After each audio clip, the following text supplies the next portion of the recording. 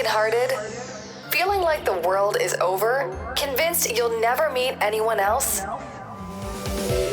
Trina's Breakup Boost will help heal your heart and get you back in the dating saddle. She'll give you straightforward opinions and advice for your love life. Hey guys, let's kick things off today with a review shout out to War Chicken, who left me a review on Apple Podcasts USA. And she said, amazing. I was so empowered in the first 5 minutes, I had to pull over at the Office Depot and get a notebook.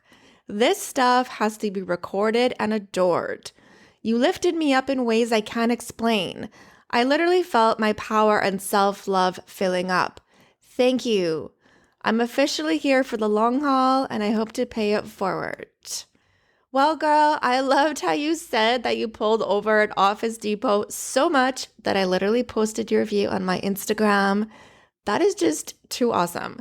I also love how you said that you hope to pay it forward, because that right there speaks volumes about your character. So thanks again. Keep listening and keep taking those notes. Okay, so in this episode, I'm going to talk about one thing that you guys need to stop doing as soon as possible, or be sure not to do this in the future, okay? And that one thing is this: playing the role of girlfriend, boyfriend, wife, or husband when someone won't even commit to being in a relationship with you. I see this type of issue time and time again, and I get inundated with messages from people who are making this mistake. And it's like they don't even realize what they're doing or that it's a mistake until I point it out to them. So, what does this include exactly?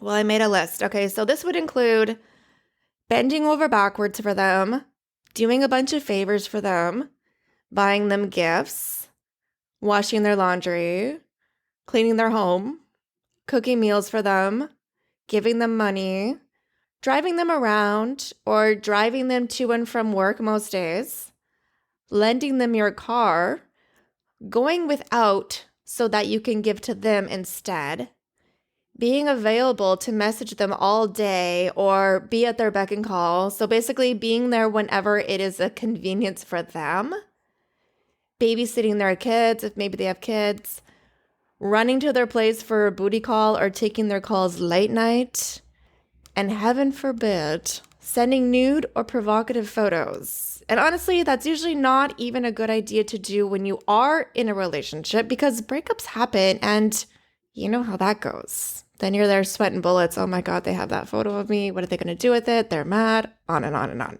So yeah, those are some key examples, but I also want to make something clear.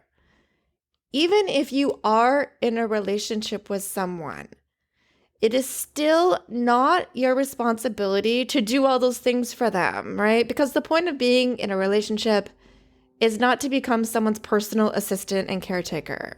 If it doesn't feel like a mutually beneficial partnership, it's not a healthy relationship.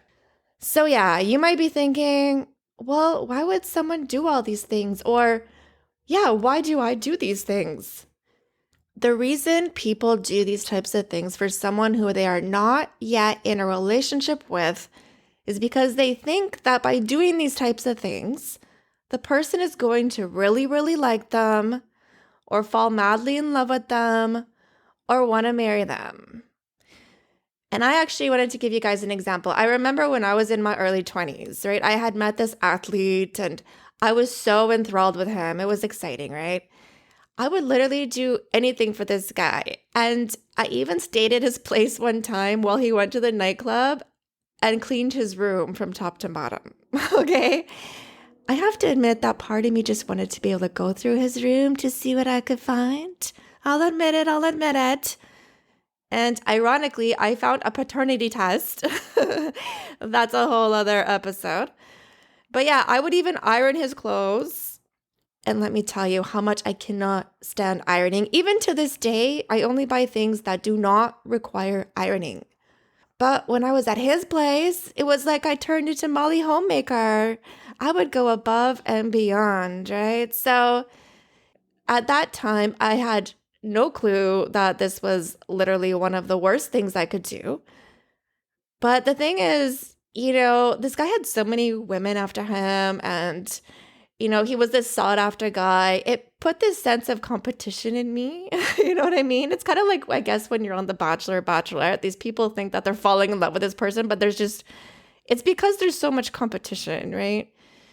But I think by doing those things, it made me think things like, oh, there's no way other girls would be doing any of this. I'm the special one, and he's going to see that and not want to live without me. Yada, yada, yada. Yes, it's cringeworthy to think about now, but it also serves as a huge reminder as to how far I've come since then. Thank God, which is why I say we always have to look for the positives. So guys, don't make the same mistake I did, okay? That said, it's not just young people doing all these things, and I know that for a fact. People of all ages, men and women, are doing all kinds of things to win someone over. And you may not even really notice that you're doing these things, but you need to stop. So I'm hoping this episode is going to be an aha moment for you. What I really want you to realize is that when you are in the right situation, you don't have to work hard to win someone over. And when this person who isn't even trying to claim you and be in a relationship with you becomes your top priority, you're in way too deep. And here's the thing, guys. Why would they ever need to commit to you when you are already playing the part? What would the incentive be? It allows them to have the ideal situation and still be single. And hey, when they're technically still single, you can't even get mad if they're talking to you or dealing with other people. You have zero grounds to stand on. Zero. And side note to that, do not use the excuse of assuming that you are both on the same page, which can lead you to tell yourself that, oh, it's okay for me to do all these things for them. No. All that really is you rationalizing to yourself to make yourself feel better. Because you're still going to be feeling insecure about things in your gut. And insecurity is what drives you to do these things as well. For anyone out there saying, oh, well, I just like to be nice. No, honey. Playing the part of too nice will get you walked all over, have you looking weak, and you'll be lying to yourself at the same time. There's a big difference between being generally nice and extending yourself way too far. Unless you had an actual conversation about being in a relationship with someone, you aren't in a relationship with them. Sure, you may be seeing them. Sure, you may be spending quite a bit of time with them. But what that means is you're getting to know them. That means going on dates. That doesn't mean they suddenly become your world. It's not becoming their go-to person who they can call up at any time when they need something. When you go out of your way for someone in ways I mentioned, it automatically puts you in a box where they know they don't have to exert much effort, if any, to have you around. And this is why you get taken advantage of. This is exactly why people end up crying after saying things like, I did so much for them. I gave them all I had. The thing you always have to remember is that it's a choice. No one is forcing you to do things for this person. You're choosing to do that. And sure, it can suck when someone makes you feel like they didn't appreciate you. But again, that is exactly why you don't do all these things in the first place. That is exactly why you don't do all these things in the first place. And when you're doing all these things, you think it will make you more appealing and hard to resist. But in reality, it actually takes away from attraction. People are naturally attracted to confident.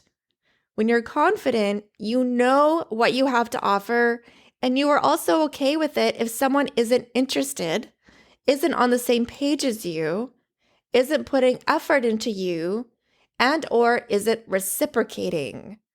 Confident people aren't chasing or trying to manipulate a situation to be liked because they know that they don't have to. Confident people don't want to be investing all their time into someone who doesn't like them enough to commit to them. Your goal should be to only invest your time into those who treat you as though you are a prize to them. When someone sees you as a prize, they treat you with respect. This is so important to remember, okay? When someone sees you as a prize, they treat you with respect. They don't use you or make you feel deep down like you need to prove yourself or win a situation. The person who treats you as a prize will only have eyes for you and want to lock you down. And when someone sees that you do actually treat yourself like a prize and maintain a little mystery at the same time, they're going to be so much more intrigued by you. This is why people who seem to play more hard to get have more options and get more positive attention. Again, no needy or desperate vibes, because that is a major attraction killer. So I really want to stress that confidence is being yourself. Confidence is choosing to be liked based on who you are as a human being. Confidence is recognizing when someone isn't valuing you and being able to walk away from that. Confidence is not figuring out what you can do to be liked or be the chosen one. Confidence is not being thirsty for attention. Confidence is recognizing that you are better off being single than being in anything half-ass. And it's up to you to recognize when you are doing any of these things and keep yourself in check. Because the person who is benefiting from your generosity is obviously not going to alert you or tell you to stop. If you need someone to listen to your situation and tell you what you need to hear so that you can have a healthier relationship with yourself and others going forward, I encourage you to reach out for personalized advice from yours truly. Email and phone coaching can both be ordered at breakupboost.com. Guys, you're worth the investment in yourself. And for anyone with an iPhone who hasn't yet left me a review, please do so, guys. Just go to the Apple Podcast app, search for Breakup Boost, and you'll see a little section where it says write a review. And until next time, thanks for listening. And that concludes this episode of Trina's Breakup Boost. Subscribe to this podcast and visit breakupboost.com. Remember, turning a negative into a positive is the secret to changing your mind, attitude, and life.